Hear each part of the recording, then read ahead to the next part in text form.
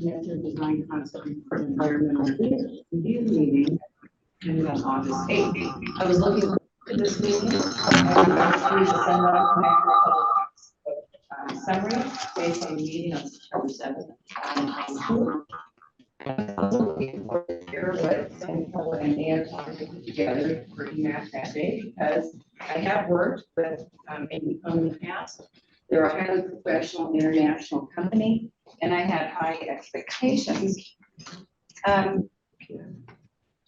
Also because in the summary it stated that and I quote, the 5.0 next steps, the project team would begin phase 2 of preparing the TCR, developing and evaluating alternatives in projects like this, exploring the different planning and design options for the potential sundial connector that are then analyzed in comparison to a no-build alternative where the sundial connector is not constructed, unquote.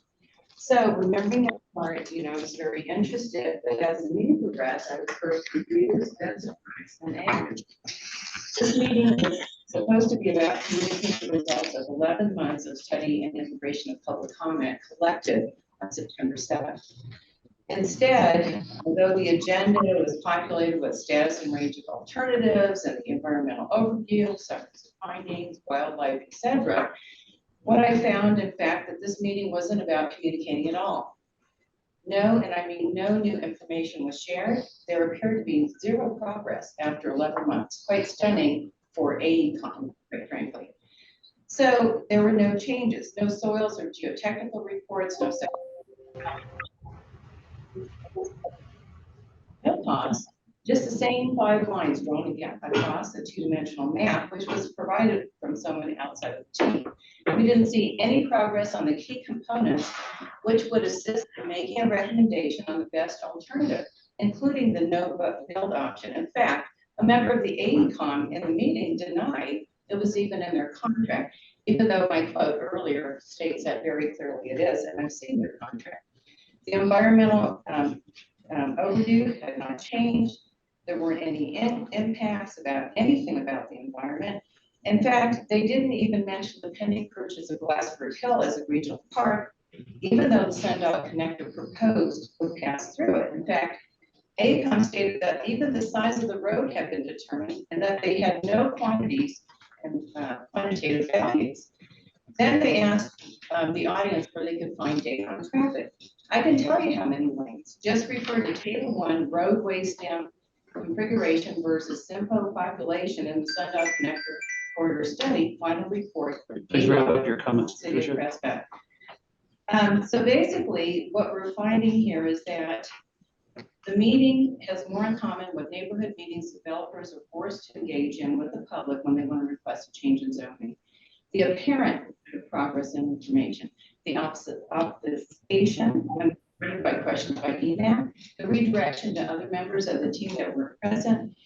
Basically, CYMPO's mission is to use regional leadership in planning and promoting a comprehensive multi-model transportation system. That means you, ladies and gentlemen, present here today. We know that the mission includes that transportation will grow with regions growth, but what it doesn't say, however, is that it will lead growth, which is really what residents believe is the only purpose of the study based on what they found. Okay, Patricia, thank you. Thank you. All right, second request for public input is Gary Anderson. Gary? And I'd like to remind you, you have 3 minutes. Yes. That's 3 minutes. 3 minutes. We'll give you an extra 10 seconds if you're still going. Right. Okay. Just a couple things real quickly. I'm Gary Anderson, resident of the Yavapai Hills for 26 years. I'm speaking on behalf of the Yavapai Hills Sundog Committee that I chair and Sundog Disconnect organization that I've been a founding member of. Back in the 2013 study, I'm sure you're familiar with it, over 50% of Yavapai Hills residents who voted, who participated in which of the 4 Sundog highways they wanted, voted for W1 and E1, the northernmost location. When we came to the stakeholders meeting recently and saw a flash here of 1x1 highways, Rod Moyer was kind enough to put a Google Maps together and show us a plat like this of what they actually look like. And what we noticed is of 5 of the 6 highway proposals, They're 167 feet from the northern Yavapai Hills boundary. Okay? That's not shown, was shown on none of this information that was here before. Secondly, if you guys have seen the September 8th Daily Courier article, Cindy Bart's group, Good was asked a question of who benefits the Sundog Connector is built. Phil said, quote, the connector would primarily benefit two major developers, both in Storm Ranch and Yavapai Hills Unit 9. Quote. He also said, quote, because if the corridor went through, we would be funneling large amounts of traffic into Prescott Valley's commercial core and bypassing a very tax-generating area on Highway 69, which is Frontier Village, of course, on the tribal land. He didn't say tribal land, Frontier Village, our resurrected mall, Costco, and Trader Joe's. Mayor Good also said, quote, so I think right now my primary concern is making Highway 69 safe for additional traffic. Okay. Ian's not here today, I didn't see him. My question to him was going to be, does he support the mayor's views and other TAC committee members support the mayor's views? Right. Thank you very much, Gary. I appreciate it. Are there any other members of the public who wish to address the TAC protocol of the public? None. I'm moving on to item number 4. Consideration and possible action to approve the June 6, 2023 regular meeting minutes of the CYMPO Technical Advisory Committee. Have members had an opportunity to review the minutes, and are there any comments or suggestions or changes? If not, I will entertain the motion.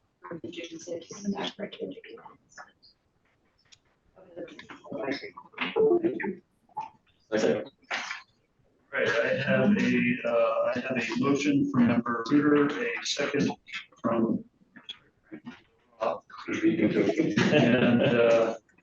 any further discussion? Then I call for a vote. All those in favor of approval of the minutes, please say aye. Aye. Aye. Any opposed? Nice to hear your voice, Brenna. Thanks for joining us. Apologies for the technical difficulties here on audio. But assume you can hear us okay now. It's a little garbled, but at least you're coming through this time. Appreciate it. If it gets worse, please say something. I'm sorry, say that again. If it gets worse, please say something, but it's already worse. So. Well, let me try my phone, and then I can always mute my computer. That might get better. But please proceed. I'm just gonna. We have a lengthy agenda today with some people that need to leave for themselves. So I'm going to get through as much as I can. Moving on to item number 5, Executive Director's update. Gallegos, do you have things to share with us? I do have things to share with you. Thank you, Mr. Chair, members of the TAC. Just want to acknowledge, we're going to acknowledge new staff in just a moment. Before we do that, to the TAC specifically, would like to congratulate Whit Roach, appointed as the State Public Works Director, and also to accept our invitation to be the representative for the City of Prescott. Ian will remain as the alternate to Gwen, but Gwen will be the primary. I want to acknowledge Ian, who's virtually attending the meeting. He's been so a good representative and so faithful over the years. But again, welcome, Gwen, and thank you for your service here. You're welcome. Now, on to CYMPO staff. So we are 6 of 6. We are full. So I would like to start by introducing Desi Zurcher, who comes by way of Supervisor James Gregory's office recently. So we're very grateful to have Desi as part of the CYMPO staff. She will be primarily supporting the administrative functions that Allison does, but she's also going to be able to provide greater support to all of us in grant procurement management and some additional resources. That's welcome. That's very grateful. To my left is our new planner, who has not officially started, but will officially start. However, she wanted to get started before she officially starts. But Leslie Contreras comes to us recently of the Prescott Valley Economic Foundation, over there for many years, so she definitely understands the region. And just a real effort in that area. So welcome once again. And finally, close it out to my over here to my other left. This guy named Michael Lamar, some of you recognize him as the city of Prescott manager for the last 6-7 years.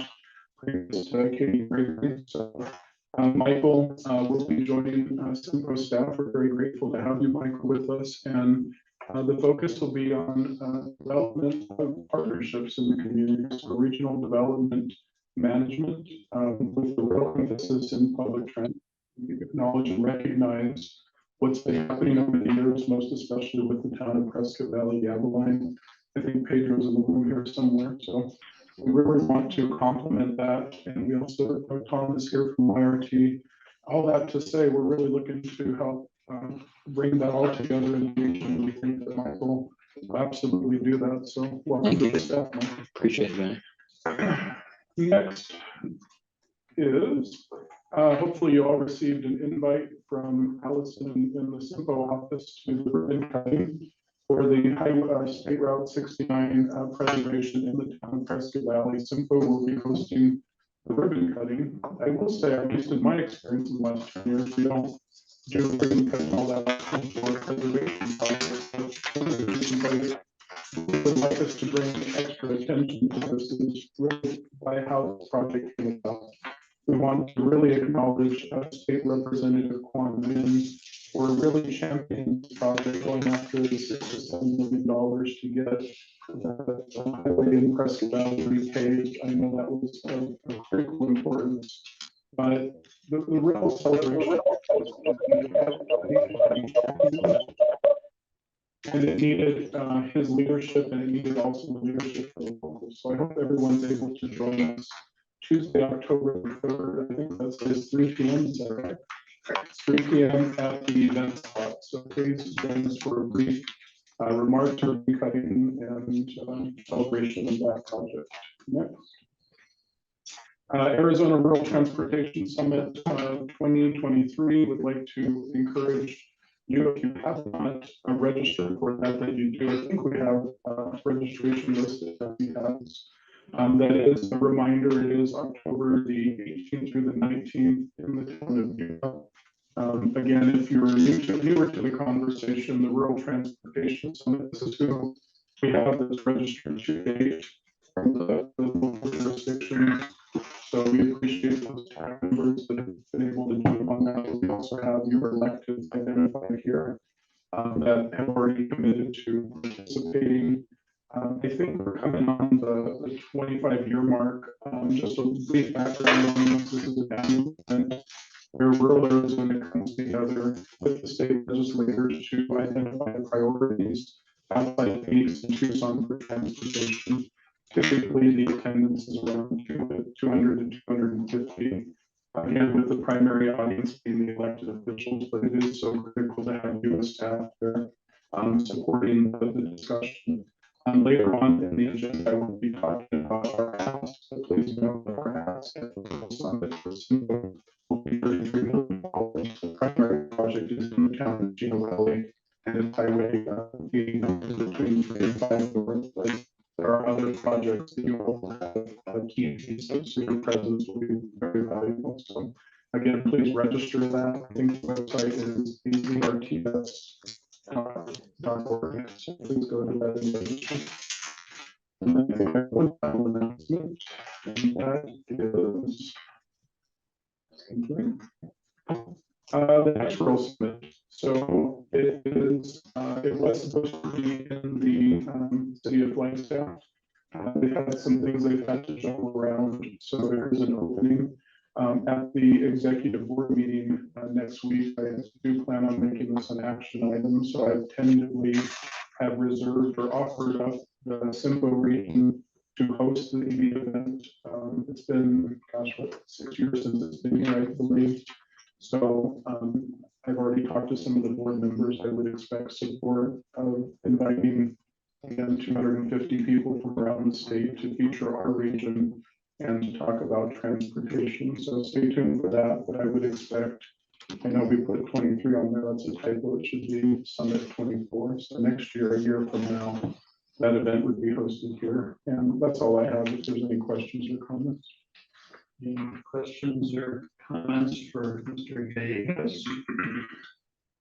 I will put in a little plug for the World Transportation Summit for those of you that have not yet signed up. If you're considering, I do find it to be valuable. It's the only conference I attend that has elected officials present, and while that can be a little uncomfortable at times, it also I think leads to a lot of good discussion and getting on the same page with those that represent our constituents. So I think there's tremendous value in that, and I encourage you to consider if you haven't already. It's usually a conference. I know it's a drive to you, but hopefully it's something that you can fit in. So, and I would also like to personally support more than new staff members. Filled out with some great people, and to walk on board, and I look forward to it. All right, item number 6, regional development updates. Do you want to go with this return? We throw my under the bus. Literally. Let me give a brief introduction to all staff, but again, we really want to focus on this. This is a new position. So, while Leslie is filling Lindsay's vacated position, Desi's role is position, Michael's position is brand new. And if you remember right, when I received approval from the executive board for this, specifically to the role that Michael is filling in, it was, again, having this discussion around all of transportation, but transit in particular. The urbanized area receives $1.7 million a year to operate public transit. For years now, we know that regional transit out of the town of Chino Valley have been really putting the best foot forward as best they can, looking for that. So we have developed regional transit plans. We have worked with the electeds, we have worked with you as staff to develop a real vision for all transportation, but in particular public transit. So long story short, we're going to turn this over to Michael to kind of give us where we're at today with some coming attractions. I know that Michael's going to cover a broad range of transportation, but again, a real emphasis is going to fall in that transit category. He's hit the ground running, already has some very key meetings with the developing partners in the community. And then he's also going to talk about trails, but introduce and turn it over to Michael. Well, thank you, Ben. I appreciate the opportunity to work for CYMPO and to be the regional development manager and work on this, what I think is a very important project. I've also been told I look calmer and more relaxed, but I don't know if that's Vinny's leadership or never mind. In any case, I want to talk a little bit about the system that we have now and what a learning curve has been for me, how rich and robust the existing condition is. Why are things here? Tom's here. Tom's based out of Chino and provides a lot of intra-Chino services, some into the city of Prescott. And Pedro's here with the Avalon, and he does a lot of what is intra Prescott Valley transit. And you know, as close as you guys are to this, you might not be surprised by these numbers, but both of them are having close to 16,000 riders a year. So 32,000 riders of an existing system that is robust, but maybe a little too fragmented and stratified, is a really good basis to start this. And that doesn't speak to the agency transits that are working in special categories, whether it's healthcare or aging populations that are also part of this stratified system. So one of the things that we're looking to do is kind of have an overarching coordinated regional transit coalition. It's a mouthful, but the idea being that the system has several tentacles going many different directions. There's a level of interconnectedness that makes sense of the region. And one of the visions that Penny shared with me before I got hired is that CYMPO being the multimodal regional player, we have a responsibility, in my mind, is to be the transit leader. And that is going to be a lot of what I do. Well, you say, well, why do you want to, why do you want to merge something or create a coalition when things are working okay on their own? There's several reasons why it makes sense. And some of you guys are probably pretty common sense. Economies of scale, a single entity can better leverage purchasing power, political support, and financial opportunities, whether they're grants, local governments, or etc. And interconnectivity. There are a lot of people that would benefit from a system that moves from A to B. But as we sit now, YRT and Yellow lines are two separate systems, and there's lack of coordination and lack of collaboration. Having the ability to go from one bus to another, specifically if we get the buses and when we get the buses into the city of Prescott, makes a ton of sense. And I think that the interconnectivity element can't be understated, because if we're looking for something that long term provides a lot of ridership for employers and employees, I was shocked to hear almost half of his riders in Preston Valley are already employee-oriented riders, employee-oriented riders. But just imagine when we get the PV and route to Prescott, since Prescott still provides a lot of the economic job opportunities in the region, and that kind of phase 2 and 3 of where we're headed. So I think this is a big undertaking, and I don't want to forget the elimination of service. We are an area where the idea of providing services just one time by one entity makes more sense than having some services over provided and some services under provided. One area that I'm really interested in following up on and moving forward is I've met with the heads of the 3 higher education institutions in town to create education specific routing. I think Emory-Riddle, Yavapai College, and Prescott College are all on board. And I think we need to have specialty routes for special services like the higher education community, like the hospitality industry, where we need to get employees to where the hospitality jobs are, and in some cases they can't afford to live in the same community. So I'm going to try to work on these special different entities, and back to the tentacles description, and merge them into one larger concept for the region.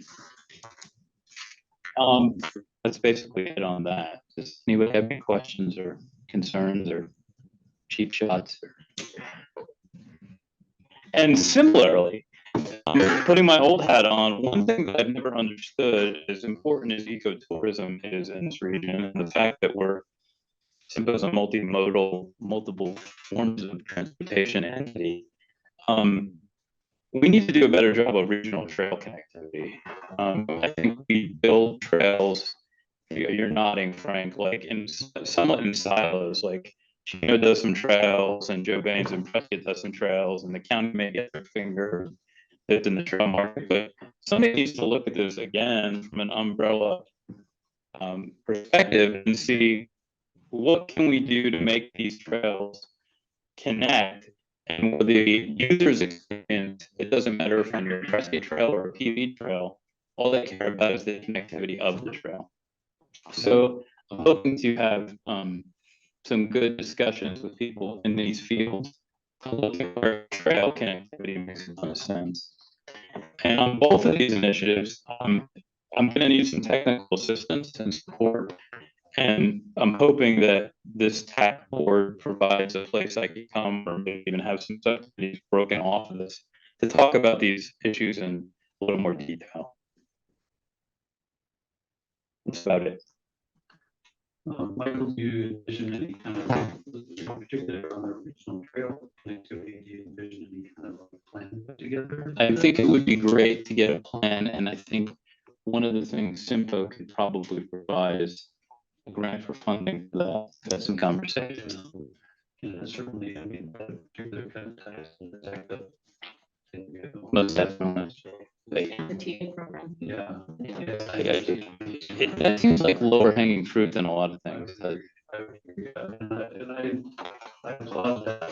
I personally think there is pretty good traceability, but I do think it can be Improved. done. I think you're right about that, Dan, and some of that's like ad hoc luck. I agree, and so a little bit of, planning to, foresight towards things that value. He is preparing to enter into an agreement with CYMPO, the city of Prescott on a trailhead on Pioneer Parkway. And we have design on underway on that already. And that is really kind of the outcome of Supervisor Brown and Chairman of the CYMPO Executive Board wanting to do something there in response to some requests from the by trails group. And of course, we all recognize the driving force behind the regional park in Glasford Hill, and the tie-ins, the trails there, and the expansion of that trail system. So I'm a big fan of all that. I think it's great. I look forward to it. And similarly with transit, I agree. Some kind of regional view on this is needed. So by all means, let's move things forward. So, Thank you, Dan. anybody else have comments? Just briefly, to really support stimulus dollars in the future when we come back to having a trail plan for the region, but also support all of you as locals when you go to look to pursue money for implementation. So that will be critical. I think that if we can, Michael will keep identifying what type of funds we're looking for, which I think CYMPO has funds to do this now. We'll bring that back to you, just know that if we're able to pursue that, that can allow you to pursue other grant opportunities for the implementation of your trails. I just want to say, I know it's here with the office, but it's already going after today for lots of the trail. Having a regional trail system connectivity would be amazing. So having that foundation that you mentioned, I think would helpful and simple support going after these funds is important. We all need to be thinking regionally beyond transit trails. Things like trails, there's so much general agreement about how important they are to the economy of the region. I just think it is kind of low hanging fruit to building regional relationships to start from. Just to echo everything we had the issue of state park, Salt Lake, and all of that. It's just an easy connector down the P line, Parkway and the Prescott is just an example. And I agree, it's also, to me, leads to more discussions of regional cooperation between entities, not just for trails, but with transportation, or even, utilities or something like that. I see the more you work together, the more you're used to working together. I think it benefits all of the agencies and the citizenry too. More cooperation with each other. That's a lot of your realm as far as Not really. Getting ready to move Prescott Valley County by that, right? So the side of Glasford Hill, so it all ties together. One region, district. Really good job working together on these things, but yeah, having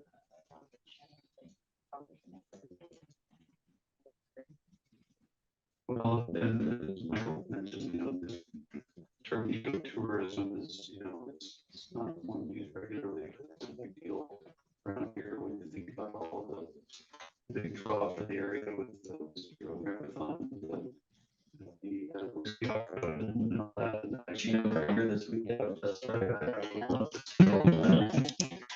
It's a big draw economically as well as bringing attention to our area, which I.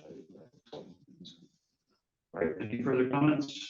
Anybody? Any? No? All right. Thank you. Thank you. Appreciate that. And moving on to item 7, Brandon, pending project updates. You got those here. Thank you, Mr. Chair, and members of the TAC. Brief project updates in the interest of time. If you have any questions after I shoot through these, just let me know. We're going to kick it off with the State Route 600 High Corridor Master Plan. Our consulting team, Kittelson's been working in the background with traffic modeling and data processing, a big data hurdle to clear on a plan like this. And they are also looking at driving and photographing the corridor to help amend some of the hard data that was collected. We do expect for Kittleson to be in November to give you guys a more a more detailed review of the planning process, and we will also be having a rollout of the public facing part of that plan. CYMPO boundary expansion, as the TAC is aware, we have been looking at different scenarios with regard to the CYMPO planning area. Kinley Horn is our consultant team, and they're currently assembling and compiling population and boundary data for the three scenarios that are being evaluated. NECOG is a partner in this process because if our boundary does change, planning process and the area that they plan in, and they are willing participants in looking at this boundary adjustment. We do anticipate having a full discussion of the boundary scenarios at the January strategic planning retreat with the executive board TAC and all parties in the room. And we expect that to be the primary output of this planning process. Environmental needs assessment.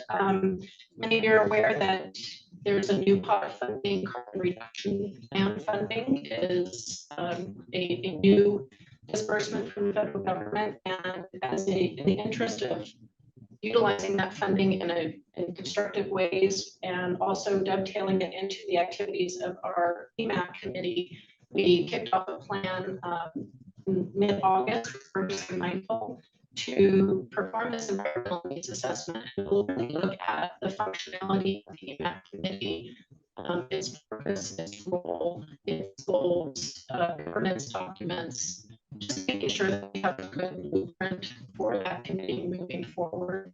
And then also that's a focus on carbon reduction funding and how we can integrate that into some of those annual apportionments and look for creative projects and implementation to utilize that funding. So that is kicking off, and actually Bruce and Michael will be in town tomorrow to lead an EMAC meeting at 1 p.m. here at County Public Works, and basically to overview that process for the EMAC, and that'll kick off probably a 90-day engagement with the EMAC committee, and then of course output from that planning process will come to the TAC board as that proceeds. CDOT Connector Design Concept Report and Environmental Overview. Public open house meeting has been firmly scheduled for September 28th from 4 to 6 p.m. at the event spot in Prescott Valley. That is the event spot in Prescott Valley, right along Highway 69, and parking will be along First Street. It's a little awkward with those spaces to utilize parking on Front Street. We have a graphic on the invitation that will depict where the acceptable parking is. The team at AECOM continues the alternative selection process and the technical analysis of the last stack meeting, and we'll be rolling out the output from that analysis at this public meeting. ACTA, Active Community Transportation Unified Plan. Kittleson again is our consultant for ACTA. They have advised a draft study network for the plan. In the interest of time, we'll pass on opening the map at this point, but they are in the data collection process, and we're also preparing for an upcoming public kickoff. We did slow the roll on that just slightly, just based on CYMPO staffing and where we were at with other plans that are further along. But we do anticipate having that public kickoff for ACTA in mid-October with the location to be determined. So we will follow that with additional details. I have any projects, questions, comments?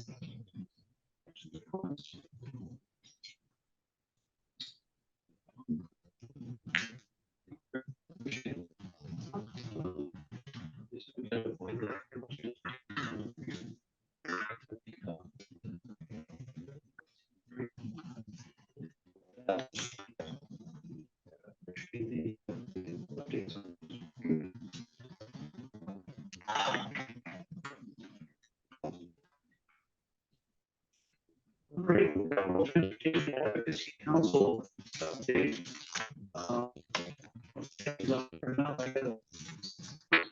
Okay, all right. You want to give us some tips or Mr. Chair, members of the TAC committee, consensus policy of the conflict is not able to join us. You have received a handout, though. Excuse me. There. And it's also being put up on the screen for in the room. Just a quick reminder, again, I've already given kind of the commercial road transportation summit. I know that going into the state legislative year of calendar 2024 kicks off in January. Rural Arizona will be following up their request from last year. So last year, if you remember, as a state, we asked for 300 million.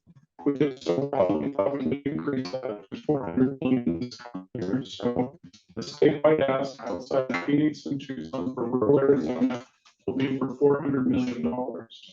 The way that that breaks down is there are MPOs throughout Arizona and rural Arizona. There are councils of government like NACOG.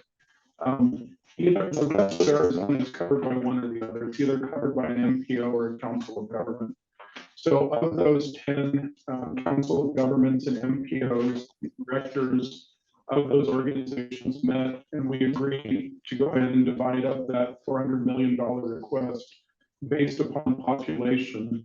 So that's how you get the number for the CYMPO region of $33,607,944. This sheet, just created this morning just so that we can facilitate the conversation. It's not new. This is what you have reviewed, what you have recommended onto the executive board, and this is a reflection of the last executive board meeting. I will, as we go through this, we'll note a couple tweaks that came out of that executive board meeting if you weren't present. I guess to start with project number one, it was the recommendation was really primarily, I would say, projects 1 and 3, part 2 is part of it, but there was a healthy conversation at the executive board level to see if some of that project 1 could be carved slightly to go ahead and support project number 2. And I believe through your technical input, the quick calculations of that conversation was initially that project on 89 from 3 to 5 north included a roundabout, I believe, 5 north, and some of that conversation from the technical group onto the executive board. I believe Supervisor Brown was someone who chimed in that part of it. Asked the question of staff, would it be possible to remove the roundabout and maybe put some of that money towards the much needed 89A project? Long story short, the answer for the most part was yes. So where we sit, project number 1 is to add an additional lane in both directions on 89 between north. The legislative ask of the state will be around $13 million. If you remember the last couple of years, I've proposed to you and to the executive board that there be a local contribution because of the philosophy of our state legislators, in particular, Senator Wynn has been very clear that a local contribution be a part of his conversations down at the Capitol. So there wasn't a number given, but I did propose 10%, and it seems that's stuck over the years. So at this time, in those negotiations, nothing has been signed, but this conversation with the town of Chino Valley for that 10% contribution, very similar to the project that the town of Prescott Valley had originally ready to kick off in that Glassford Hill project. So again, the state apportioned $9.9 million with a 10% contribution in addition to that from the town. So this is very much more over that. I know that Supervisor Brown and I'm sure in the county, again, no numbers were given last year, but there was definitely a willingness to support the town in that project. So we know that fiscal local contributions may come from Chino Valley and the county, but for now, we just listed the town of Chino Valley at 1.3 million. Project number 2. And I just say we may not, even though. They're at the table, so I wouldn't talk to them for sure. I would shake Andy down right now. Yeah. Project number 2, this has been a big evolution the last couple of years. I know you all have been tracking it. This is to add an additional eastbound on-ramp at the intersection of 89, 89A. The eastbound on-ramp goes to the town of Prescott Valley. This project, yeah, what can I say? So we started at 5.5 million in each legislative year. We got support, but there's been, for some reason, that this project was losing money through the state legislature at a variety of times, is a simple way to summarize it. So where the project sits after lots of twists and turns is the only funding that remains for the project is the design of the project. All the money that was, any money that was set aside for the construction has now been taken and reapportioned somewhere else in the state. So we sit with a almost fully designed project, if not fully designed, without any money to construct it. The 5.4 million would help to add that additional lane to that project. And then the final one, just to wrap it up, is project number 3. This is the balance of the funding after you have those first 2 projects. What is left over is 15.2 million. Again, you all have been talking with staff individually and as a group. We basically propose the idea to divide it up among each of the jurisdictions for your local preservation projects. I guess the only caveat that CYMPO intended to add to that was that they have regional significance, and I believe you all have come back with those projects. So tentatively, I know CYMPO staff has those projects identified, and we'll bring them. We'll probably have them for the executive board. We didn't have them ready today, but again, nothing new is what you proposed to utilize those monies for. And the reason for that regional significance will escalate at that state level. Again, if our legislators can stand behind these projects, they'll be able to negotiate them better. So that's where we stand. This is of primary importance to the CYMPO region.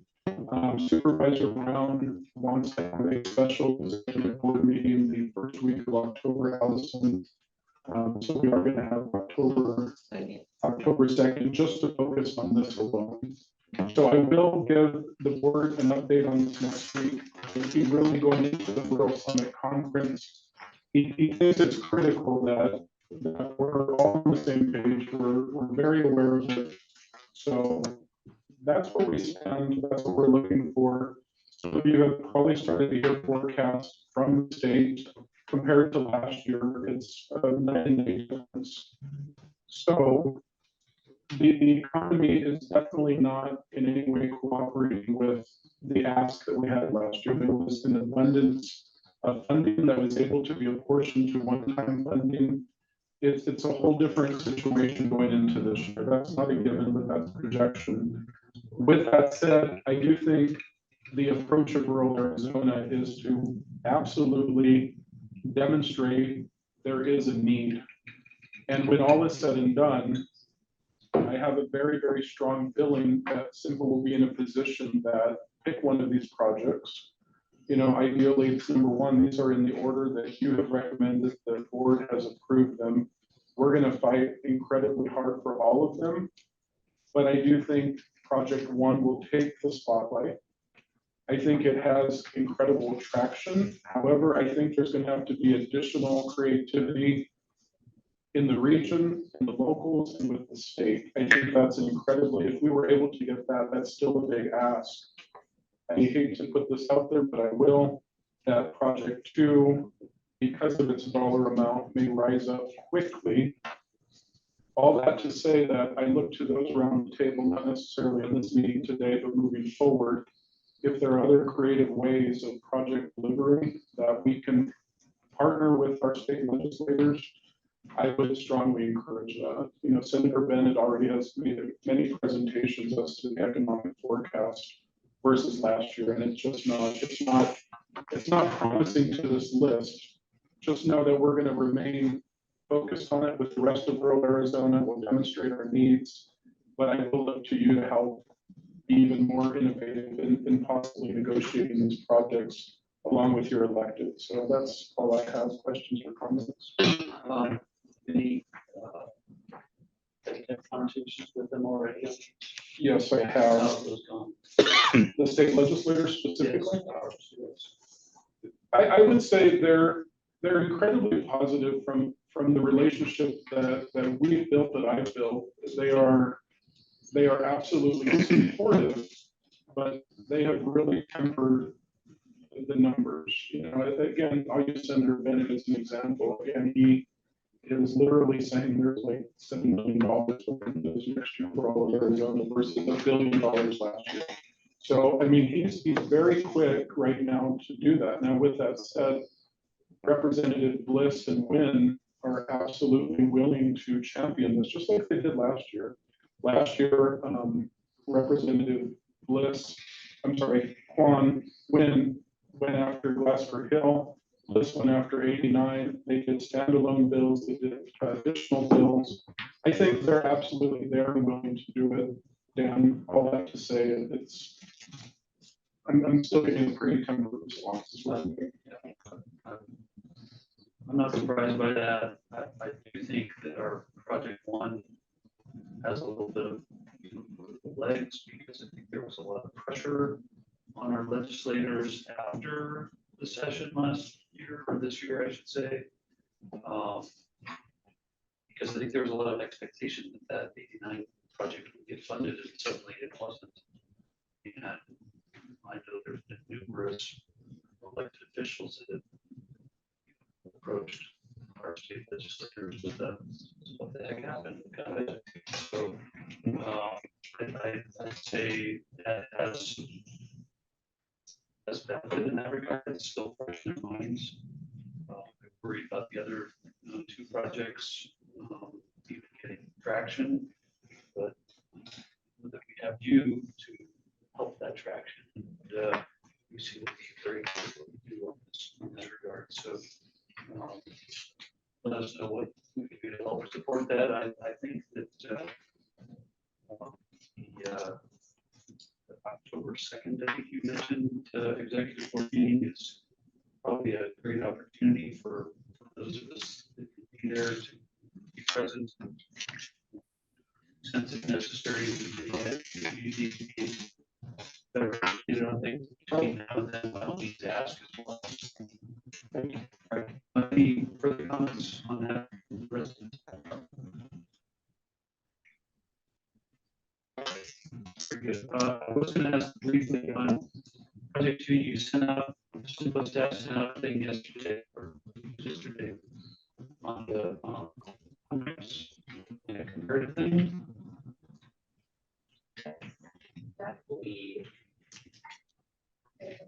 Okay, very good. All right.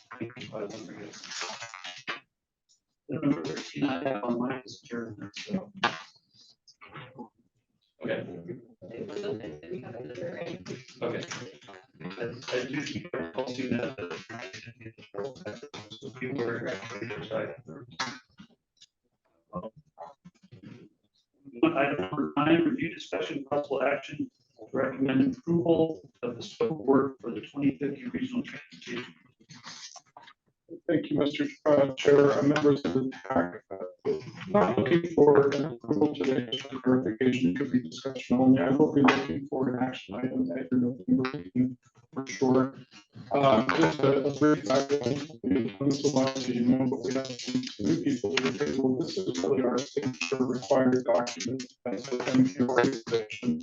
You are the author of the 25-year regional transportation plan. Each of your municipalities participate directly in it. The general plans reference the 25-year plan. So it is time to now update our current plan. We are currently operating under the year 2020 to 2045, which means that we need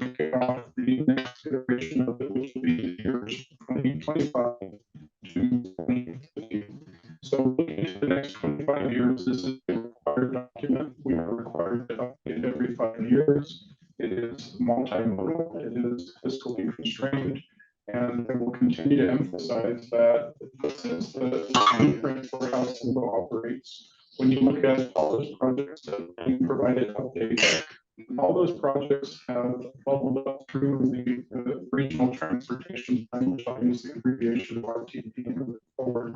But the RTP is the document that if you want to know how does the project become a priority, mid-range, or a long-range priority, this is it. And that process takes place in a 13 to 18-month process that you all participate hands-on contribution. There are very basic elements to it that we're going to go through today. I would want to check those boxes, but again, you as the authors of this document have the ability to enhance that scope beyond the very basics. I will tell you that in the transition of staff of looking to hire, Leslie will be starting soon, getting her up to speed.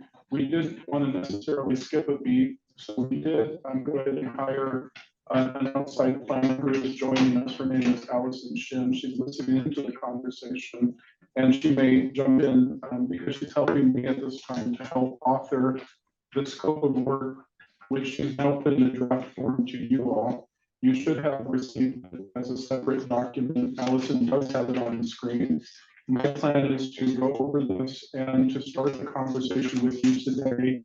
You don't have to complete the conversation today, but we are going to need your input over the next few weeks. Again, we want to bring this back to you at the November meeting, and we want to issue out an RFP after those November meetings.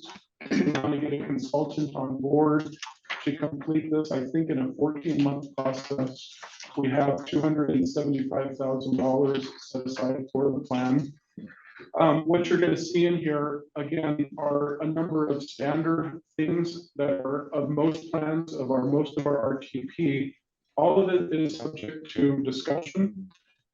Keeping in mind that you all do the same work we do. You know that you add something and there's a dollar associated with it, but you can adjust some things. As an example, when we look at the public involvement, again, we would always promote as much of that as possible, but again, it has fiscal ramifications to it. So the way that we've started to draft, and I've already jumped into task number 2, but public engagement, again, we want to be able to use technology as much as possible due to its lower cost, but we also want to balance that with, we realize that the population is not all has access to technology, so we're not opposed in any way to having as much of that as possible with the dollars available. So we do have a couple of public meetings tentatively in that period available. We look at stakeholder engagement. Clearly, Bryn has provided an update of the number of plans. The RTP in no way should reinvent the wheel. So it's going to cover bicycle, pedestrian, transit, things like that. But those plans, as have been updated, are well underway. So a major part of it, if you look at 2.4, is going to be to absolutely incorporate those current studies, and I've only listed a couple, and some that you may be doing as a local municipality. So we really want to be sure that that's absolutely a part of this. Task number 3, again, is looking at the social economics in this last 5-year transportation bill. I will tell you that we're a bit behind on task number 3. When you look at this 5-year federal transportation bill, it has placed a greater emphasis on the diversity in the United States in those areas that may have been impacted by transportation. And we have not, our plans do not currently have the adequate information for a number of grants. So we're playing a bit of catch up, and you may be on the local level too. So again, we've had the demographic breakdown, but not to the level that the feds are now asking them. So again, that's what this section is. We really want to ensure that we have that data, that information, so that we're in a prime position, you're in a prime position to identify those parts of your population. Task number 4, I would say this is probably the real pride of the document and probably the least understood this traffic model. And I know I'm talking to a room full of public works folks, but we also have members of the public and other staff that we really want to acknowledge that there's a serious investment that's based in both the power, the human power, but also the technology of plugging in data, taking in what is the current population, what's the forecasted population, what is the current development, what are the origin and destinations of the drivers in the community as far as different types of work or businesses or shopping. All of that is input into this, and then the output shows you what is the current level of service on any particular given road. When you look at, we're picking on Glasser Hill Road or Willow Creek Road in Prescott, how is that operating today? And at a certain growth level that you are going to look at, review, and improve at some point and say, all right, well, it's operating at a level B. In 10 years, it's a C, and in 10 more years, it's a D. So then what are those recommendations? Do you have additional capacity? You know, do you look at technology like traffic signals? We did a traffic signal report a few years ago. City of Prescott has upgraded that infrastructure. It's things like that that become primary. But this traffic model is going to be the real signature of the RTP. Task number 5, again, the multimodal is transit, pedestrian, bicycle, mobility. Michael hit on trails, which also be part of this. But we want to be able to highlight all the areas of modes of transportation. Task number 6 is again that assessment of future conditions. If you look at the current RTP, again, it looks at, it breaks it down for the full 25 years, if I remember, at 15 and 25-year mark, but it does show all those aspects.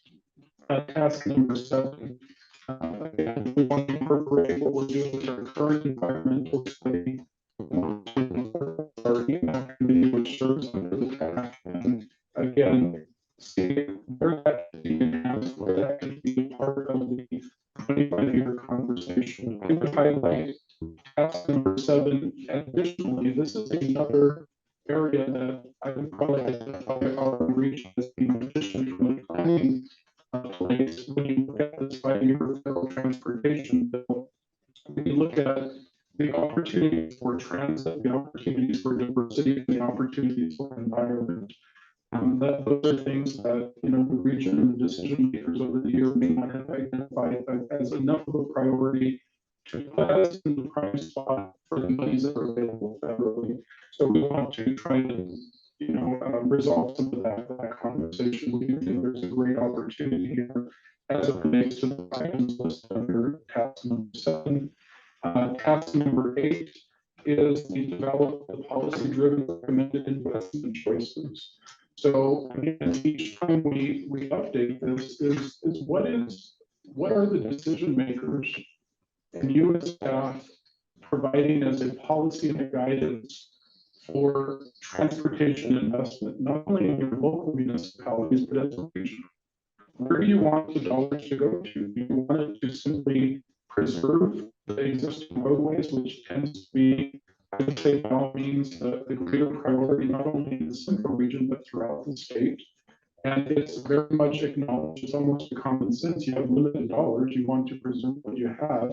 But then enter into that conversation, what about any type of expansion, any type of modernization, any type of innovation, safety, all those things you need to directly contribute ultimately with your elected official on how do you see this region making its investment choice? What is that process? How do you prioritize? And we're seeing it right now in the various projects we have in the region. This is existing infrastructure or possibly new infrastructure.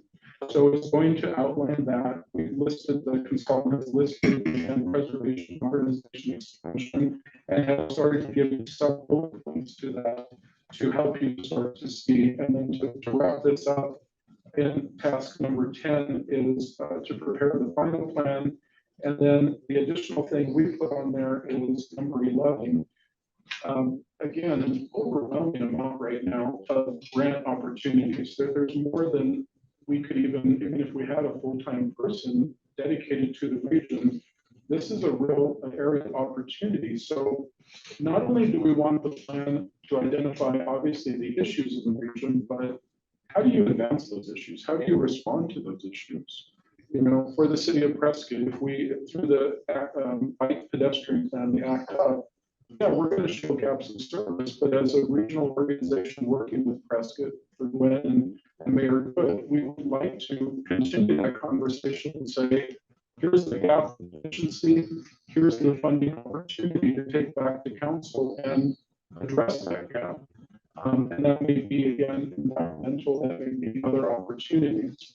So when you look at the RTP, again, you're going to see congestion, safety, levels of service, condition of roadway. I was just reading the town of Prescott Valley Council is considering some investment in analyzing all of your pavement, which I think is an incredible opportunity. And we want to continue to talk with Heather and Mayor Palguda because the RTP itself would love to work with that data and maybe use that beyond the town of Prescott Valley, because we are going to offer the pavement conditions in the region, again, with your direct input. Maybe that type of thing can be used throughout this plan to help other jurisdictions. So this is the draft scope as it stands. It's a draft. I'm looking for your input starting today, moving forward. Again, Allison Shin is listening in. She's taking notes as we're talking this through. So let us start the discussion today, but know that it doesn't need to be resolved today, but I do need some things back in the next few weeks. So questions or comments?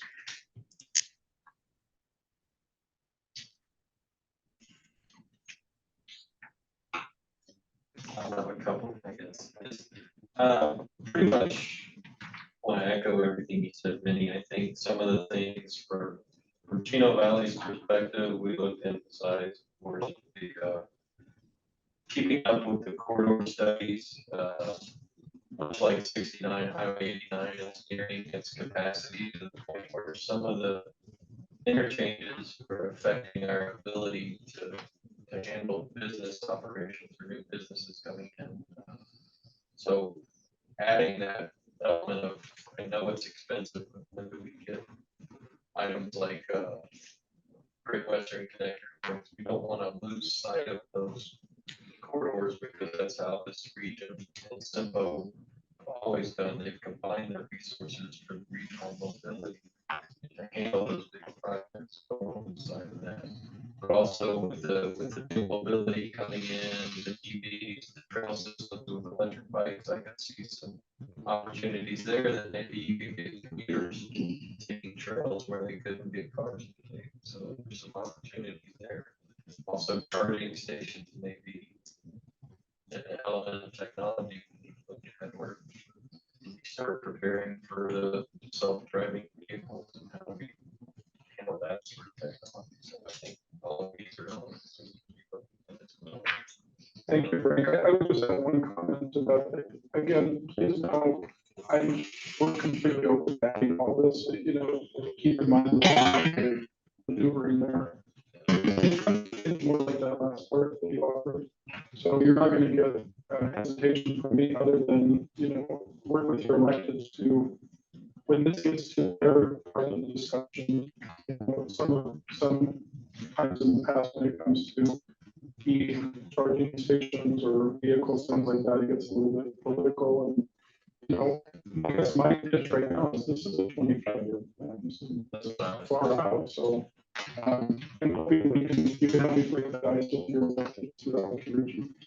Especially when you're in talking about the 35.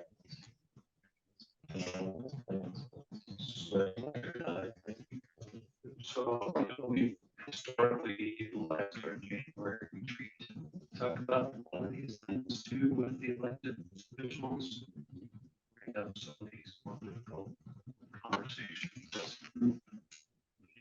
But on that time, I certainly see that as important. January rolls around for a retreat. Sometimes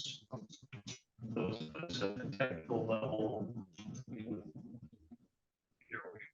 haven't had a full conversation yet, or we have, and it hasn't fully sunk in with elected officials, but it's good to kind of reprise what some of the differences are between Congress and reservation, and really what are their goals, because you all the different councils reports that have different people with different opinions, break down our funding.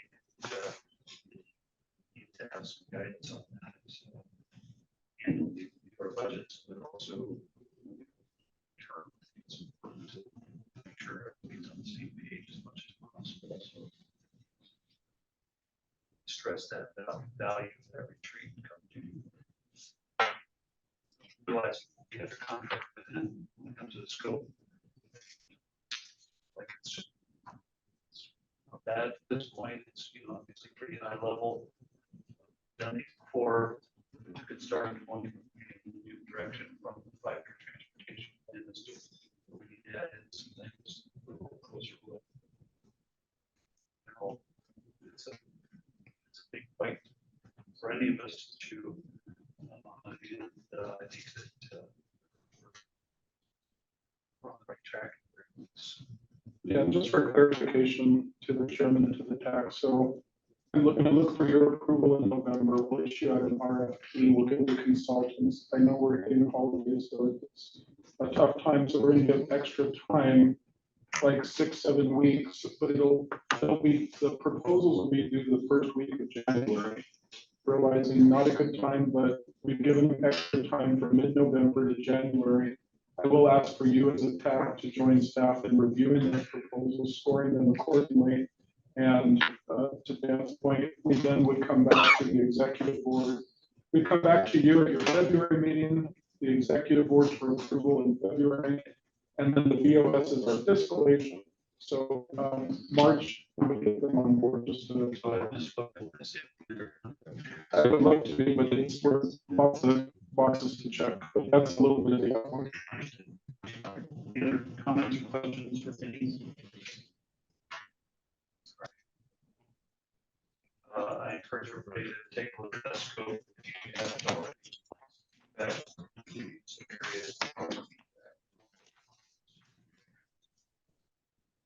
right.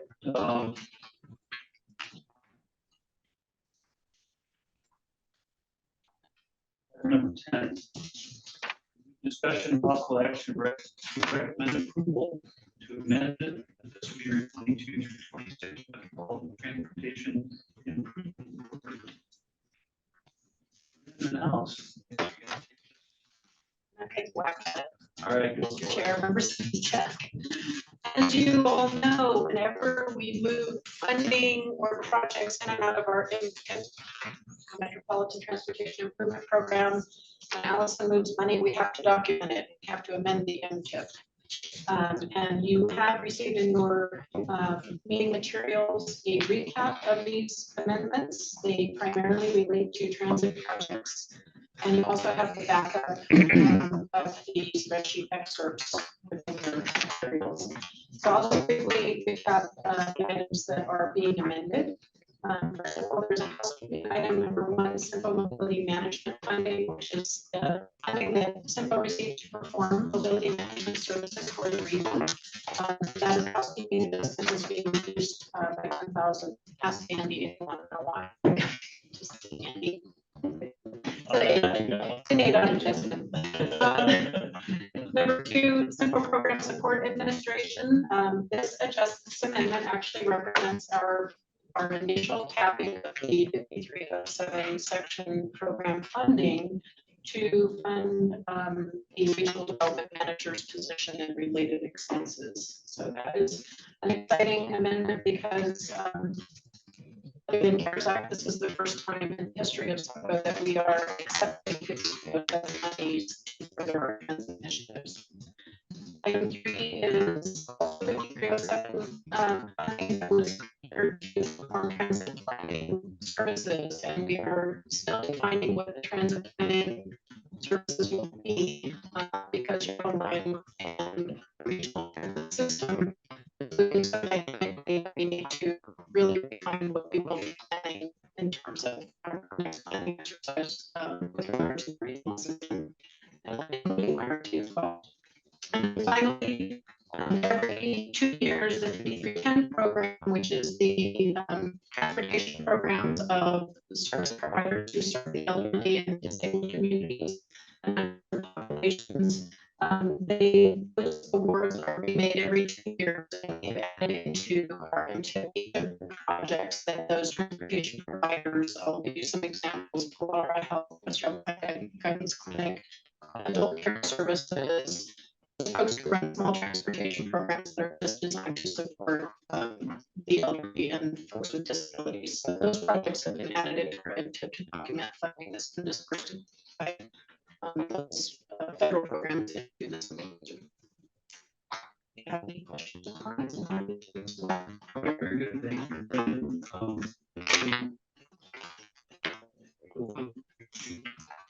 Any questions?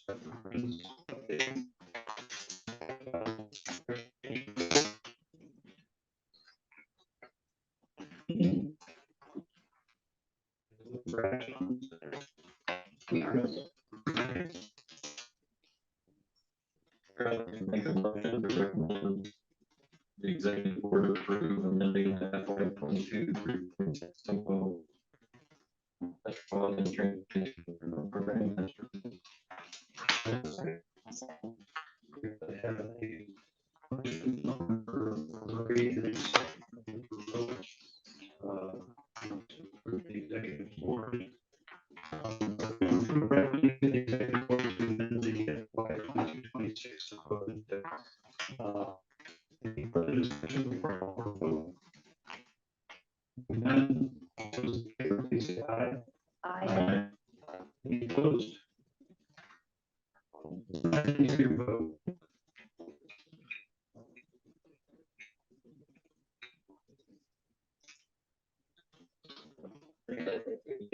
How about a thumbs down? Pretty good. That's fine. All right. Approved, thank you. So, that passes. I'd like to see wait here. Moving on to item number 11, roundtable agency updates. When I believe you indicated you had to be about 2:30, is that correct? yeah, So we'll definitely try to be council quick on meeting. this. Yeah. Is this discussion being led by you or someone else? Let me slightly, if I can, just give me 30 seconds and I'll turn it over. This is for all of the municipalities. Any updates you have, I just, the only reason I put that on there is I know it's been a conversation with the city of Prescott and some of the region, it's of interest.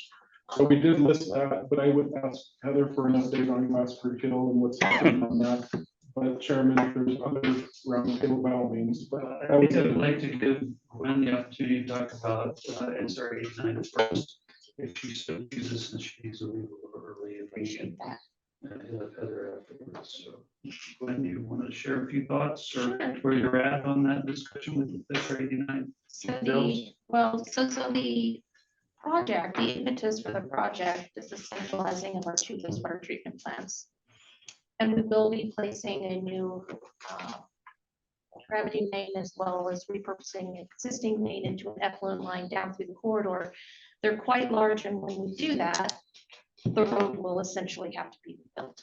So the staff said this is the time to ask the question, should we be looking at widening the road or do we put the road back? So we went to council at the end of June. We presented information about the project. We also created a virtual meeting room. You can access our virtual meeting room at www.sr89improvements.com. I would highly encourage anyone that hasn't been to our virtual meeting room to go there. There are 8 stations in the virtual meeting room that provides information about traffic flow during peak times, not during slow time, but peak times. There's a traffic fact sheet, there's information about modern rock removal techniques. There is information, there's a conceptual design, by no means has any kind of design been decided.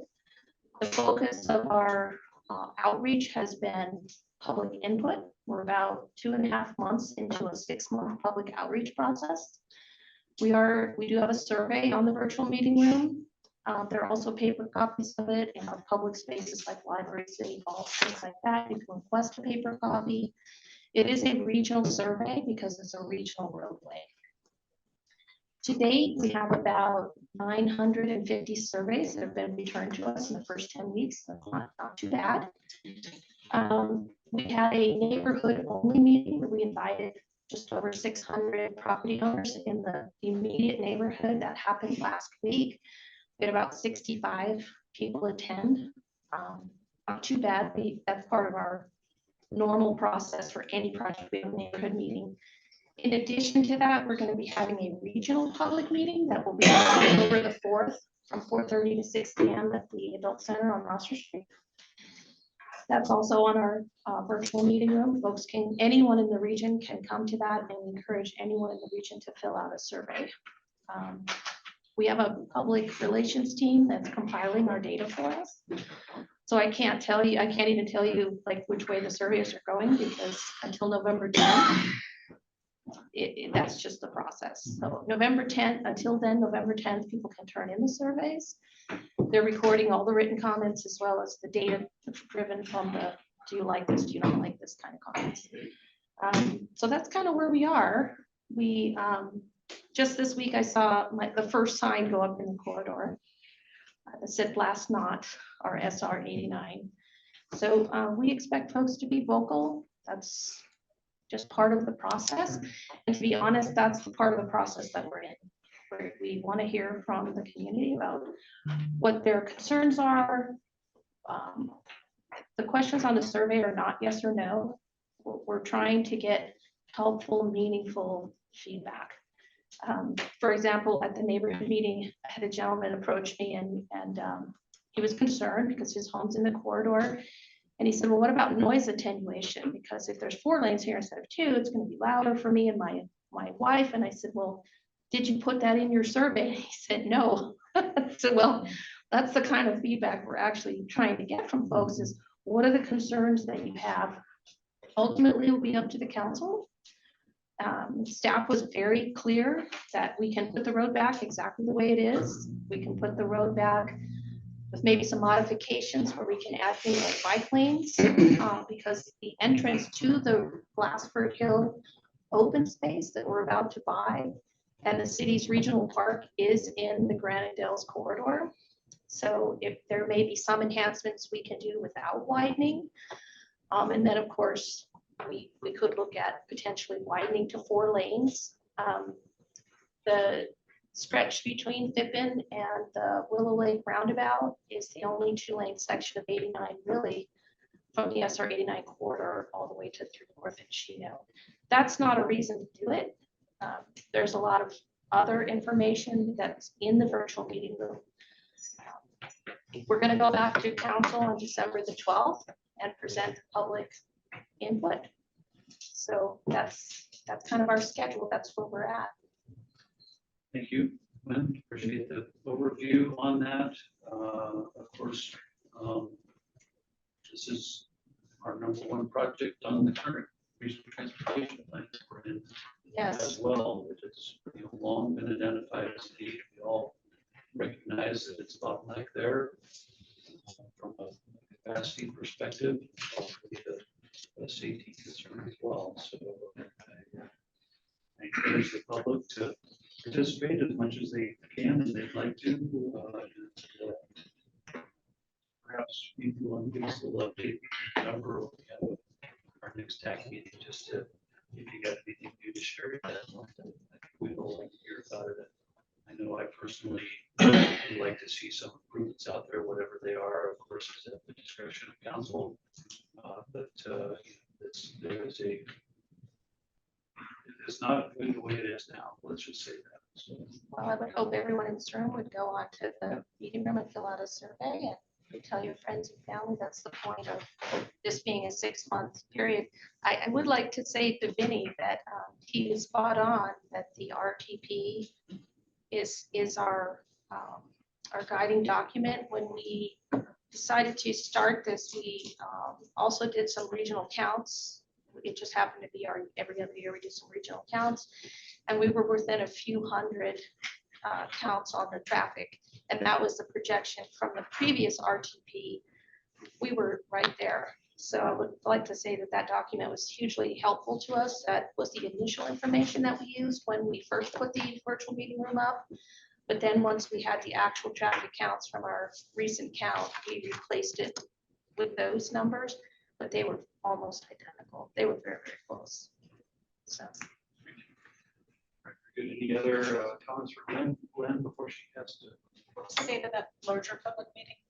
October the 4th from 4:30 to 6 p.m. at the Adult Center on Rosser Street. Great, thank you. When would you object to an email going out to TAC members? Some background information and links to your website and all that on it. I would be happy to do that. Thank you. Yes. If I can, Mr. Chair, too, Gwen, most of the TAC members attend the executive board meeting. I know it doesn't always work, but would like to ensure that you have that invite to the board meeting next week, and we'll look at the agenda. It may be appropriate to repeat your update here to the board. I'd be happy to do Yeah, that. and it's in Prescott Valley. We'll send it to you email, but Wednesday the 20th, Town of Prescott Valley, Council Chambers at 3 p.m. So thank you. Thank All you. right, thanks for being here. All right, Heather, you want to give a brief update on Western Road? Chair, members, Basford Hill Road from SR 69 to Panther Path is going quite well. They finished phase 1 heading north. That does not mean that they have dropped down to 69 yet. They started north of 69 and way up there. So we are keeping ADOT in the loop on all of this. And they are now turned southbound as of Monday at Panther Path. And they're headed back towards 69. With temperatures dropping, we are potentially looking at some night middle fill at the intersection of 69 and Glassford direction to minimize impact to the public. We do have a PR person on board and we have a project hotline. So if you see anything out there, please give us a call. We're trying to be as responsive as possible. Glassford Road is one of our main retail corridors. So we are really trying to get this project wrapped up before the holiday season. I think their contract is through mid-December, but we are working with our contractor to see how we can expedite that and potentially wrap up sooner if possible, especially with the paving temperatures. But it's going quite well.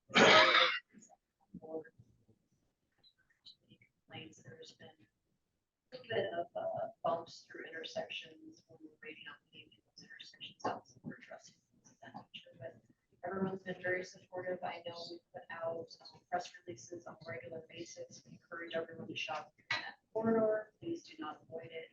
We will get you in and out. There's always access open to all of those businesses. Sorry, can you also update on the other what on Glassford? Sure. So the second phase of Glassford from Panther Path up to 89A. We put the RFQ out to hire a design consultant. We have a team, including women and internal members reviewing the RFQs right now. We will be narrowing those down to 3 potentially to come into interview. We'll hire a design consultant. We're anticipating 10 to 12 months design. I know council and management wanted sooner, but we will take every step possible. And what this project is entailing is adding the 3rd lane north and southbound. So that way, all the way from SR 69 to 8980, it'll be 3 lanes northbound and southbound. And Glassford is our 4th south corridor. And so we're hoping to go to construction probably a year from now.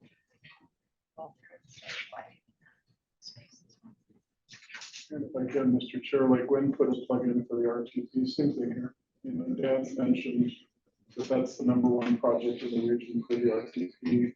Glassford Hill Road was the #1 local regional road, which is what allowed the TAC and the board last year to help us pursue the $9.9 million. And again, just to help the greater public, that's how these things kind of rise up to become a thing, if you will. Absolutely, and without CYMPO support, Yeah. this project would be possible. It's through the traffic modeling, again, where it is today, where it's projected to go. And just that your predecessors, the deep analysis that takes place of X amount of traffic, development, commercial, all these things are factored in to put out that result and say, all right, you got so much traffic a day and how much can 4 lanes operate with, all right? So just one more plug for that RTP process. Yeah, absolutely, and I think that's the foundation to all the decisions. Great, any questions for Heather? Very much. The updates, is there anything here? Sure.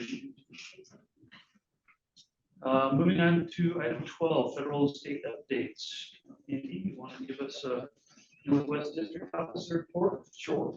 Mr. Chair, members of TAC. First, just a little information. The district is actually right now working on a state route 89 truck route signage.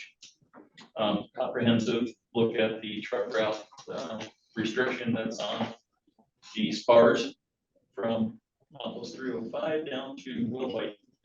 I know we've had some members of the public in the recent months make some comments about the increased number of trucks down there, which we were already working on this before that even came up, because we had actually seen that increase in trucks incorrectly using 89 down there and actually causing major backups and damage to the guardrail where they always get hung up down there. So one thing we actually have that into our regional traffic engineer for review right now. If you would like, I can send a KMZ file out to both the county and the city of Prescott, because both of those entities will be involved in this as well, because some of the truck route actually goes through both of those entities. Very quick, does the new legislation affect how that's being planned at all?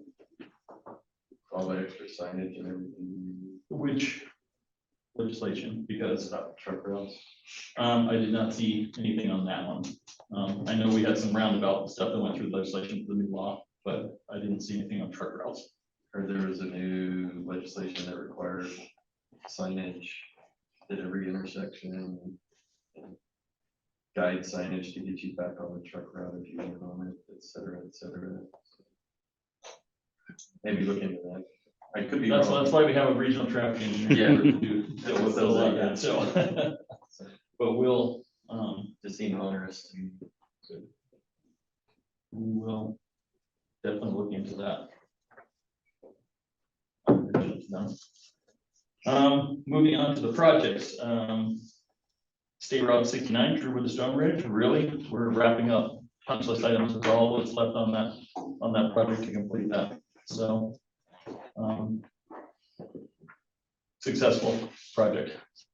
I'm gonna say, for what we could do out there, I think we got a really good project out there out of that.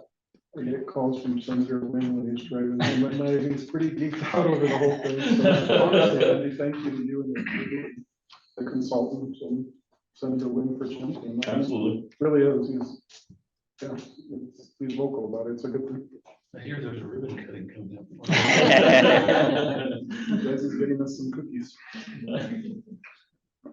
And moving on, State Route 69, Big Bug Ford to Poland Junction. That project will hopefully complete here in the next month or so. Fog coat pending on the shoulders for that project, hopefully next week. And then final striping in late September for that one. And then punch list items really clean that one up. State Route 89A, Glasgow Hill Road to Coyote Springs Road. Again, fog coat pending on that, and hopefully the final striping on that in late September as well, and complete that project. State Route 89A from 89 to Glasgow Hill Road. Pavco completed that fog coat last week. Final striping hopefully in October on that one. And Sunset Point Rest Area. punch list items. We opened that one in late July. And then I-17 at 169, the deck replacement. Our contractor is working on the second half of the bridge deck replacement. Hopefully wrap that up in the next couple of months as well. Hope if we don't find any more surprises when we take off decks and find bad concrete from 1976 when that bridge was built. It's from 76, so bad one. And you have to remember from 76 on, there's been a lot of de-icing chemicals used on that deck. So it does degrade the concrete when you use those, when you use salt and that. So not unexpected, but still you don't like to see those surprises when you remove a deck. As far as the projects in design, and actually one that just went recently to last month to the board, State Road 169, Grant Woods Parkway to I-17, the Centerline Rumble Strip HSIP project. Unfortunately, we had to reject all bids on that one. There was only one bidder, and kind of a, I guess, status of the workforce problems that we're seeing with contractors all over the state, that we're just not seeing. Everybody's so busy, we don't have the extra capacity anymore on these projects. So bids are coming in higher, and we're seeing a lot of one bid projects now. So haven't gotten any updates on when they intend to go back out and re-advertise for that one yet. So more to come on that one, I would say. State Route 69, Crest Lakes Parkway to Frontier Village. Bid opening will be on Friday for that project. So we'll see what happens with that on Friday to see what our bid results look like when that comes up. So hopefully we'll keep fingers crossed that we get some good bids on that one and we can start that project. State Route 89 from Paul to Ashford, another safety rumble strip project. Bid opening in January on that. State Route 69 at 169 roundabout. The final scoping was completed. We're moving into stage 3 or stage 2 30% plans for that one, hopefully in the next month or so. And then finally, State Route 89 at Little Ranch Road. Just completed the stage 3 60% review on that one. Anticipate going to bid on that one fourth quarter of fiscal year 24.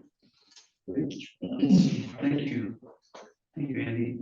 Any questions for Andy on any of his updates? All right. Myrna, every time we unmute you, we get some feedback going. I don't know if you got us on 2 microphones there or what, but I'm gonna give it a try. See if you can give us some updates. All right, let's give it a try. Allison's gonna help if necessary. The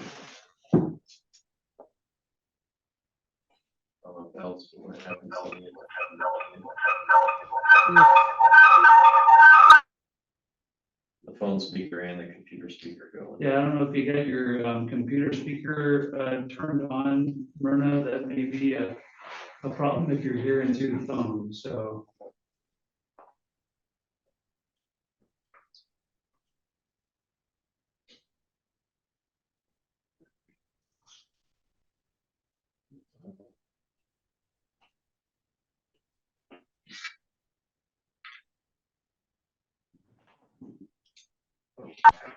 How about now?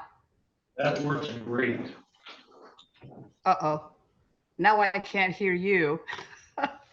Go ahead and when I get on my computer, I can't hear you. I'm sorry. I'll to go and give an update. Okay, so why don't we do this? I do actually have my updates in writing. I can submit them, and you can include them in the minutes. How's that? Okay, I see the head nodding, so I think we're good. Thank you. All right, we're going to skip those, and that'll be coming through in the minutes. Perhaps yes, email as well. So, yes. All right, moving on to item 13, review and discussion of addendum to SR 89 SR 89A on-ramp alternative selection report. Got Karen, I think on virtually is going to give us an update, and this, for those of you who saw the email that came out, I can't remember if it was yesterday or today, but there was a one-page exhibit in regards to comparison of a couple alternatives for the SR 89A on-ramps. It seemed pretty cut and dry to me, but Karen, you want to give us an update on things? Was Vinny or somebody else wants to start us off? No, we'll let Karen jump in. Karen, can you hear us okay? And if so, by all means, please share. Hi, this is Karen Hobbs. Can everybody hear me okay? For the audio? Yes. Thumbs up. Fantastic. Yeah, so what you have up on the screen is the decision matrix that we have completed as part of the addendum to the ASR. Alternative 2 is the alternative that CYMPO's alternative selection report moved forward as a recommended alternative. Is everybody familiar with that, or I could give a brief update on what that alternative is? I expect most of us are familiar with it, but anybody want to hear more about it? I'm hearing nothing, Karen, so go ahead and proceed. Thank you, sir.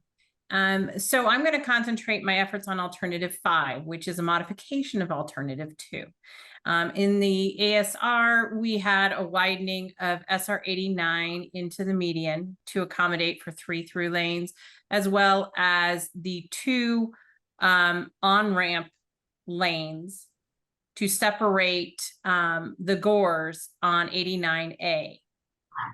We have that alternative 5 that we have put forward for evaluation eliminates that inside widening in the median, and it isolates and reduces the overall footprint to that alternative 2 brought forward. So it reduces it by 1/3 of a mile. And that is a big plus. What it doesn't do, and it doesn't alter any of the number of lanes or the configuration of said lanes on there from alternative 2 to alternative 5, and the level of service that was evaluated in the ASR for 2045 for alternative 2, we get the same results in alternative 5. Whoever has that screen up, if they could scroll down just a little bit. We're working on it. If you can, I can, there you go. Perfect. Thank you very much. So the drainage modifications, there are a couple systems that are within SR 89 that were getting impacted by both projects. Alternative 5, reduces the impacts to those drainage systems, which when you were digging into the ground a lot in these expansion projects or these smaller projects with running traffic immediately adjacent to it can increase the cost. So what we did was we reduced the amount of impacts to those underground systems. Again, in both alternatives, there's no right-of-way acquisitions, no utility relocations are anticipated. Earthwork is a little bit different. It's the import or export of material. Approximately, we have a lot more embankment coming in for filling in the median in alternative 2, which is the ASR alternative. And we have a lot less, earthwork movement in alternative 5. However, we do have some borrow that we need to bring forward and utilize. So that's why it's kind of a 50-50 split.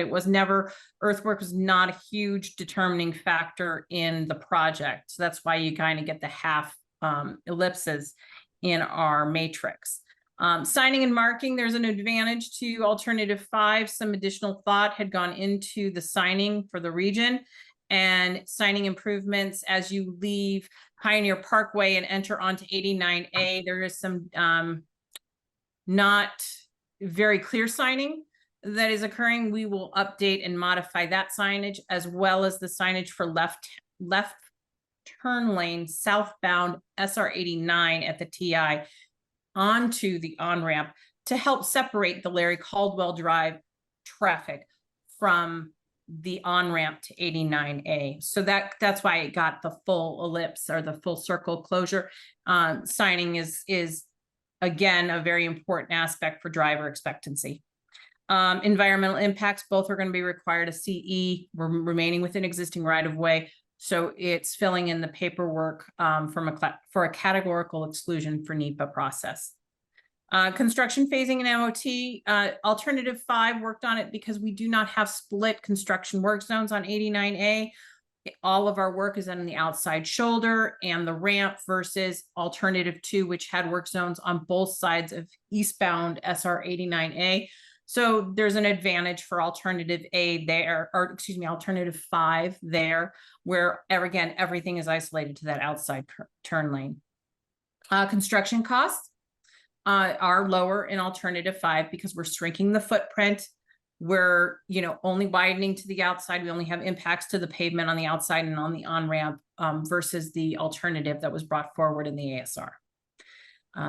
The last point is the future widening of SR 89A. I know CYMPO is working with ADOT on bringing forward development of a DCR for the future widening of 89A.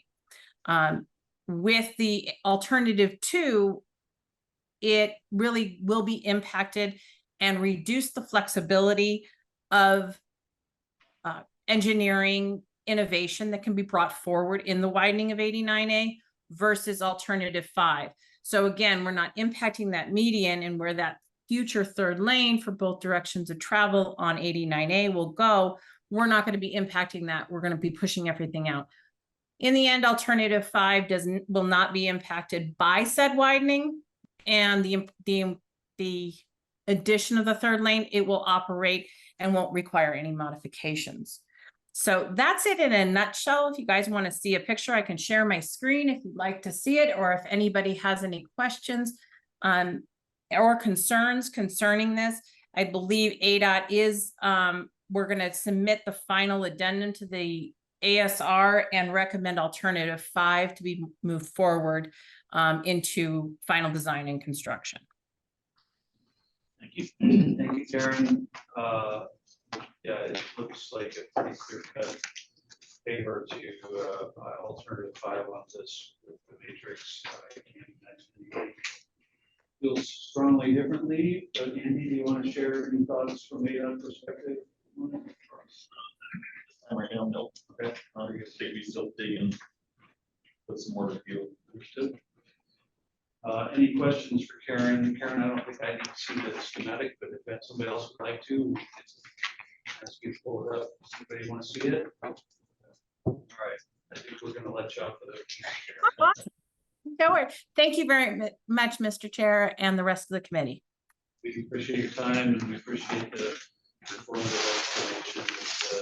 I don't think the CYMPO Technical Advisory Committee has any objections as moving forward.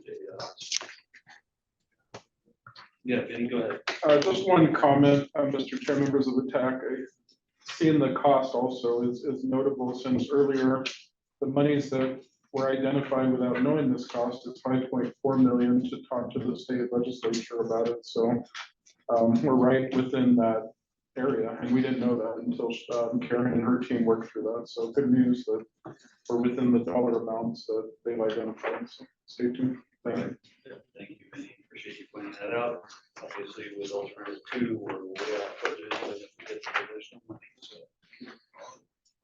All right. Any further items that are not on the agenda that I need to hear about, need to talk about? Otherwise,